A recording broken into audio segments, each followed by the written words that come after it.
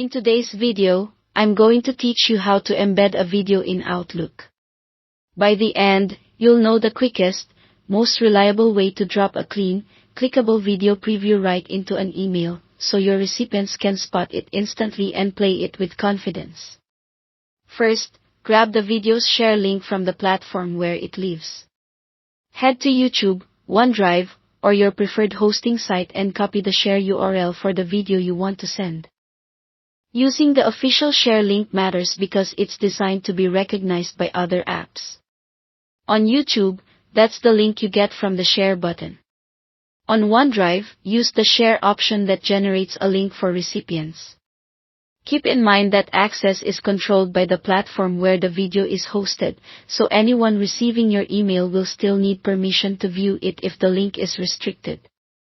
Next, open Outlook, either the desktop app or the web version, and start a new email.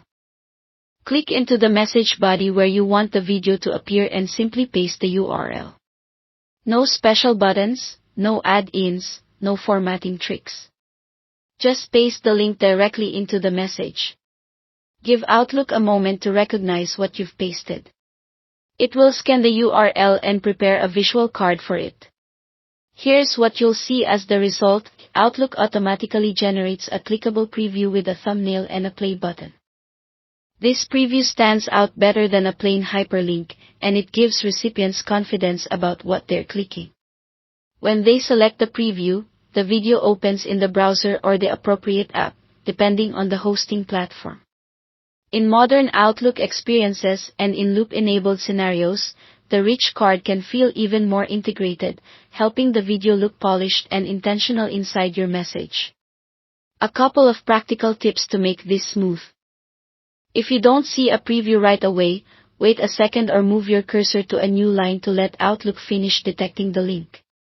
Make sure you've pasted the clean share link and not a link that requires you to be signed in with a specific account the recipient doesn't have.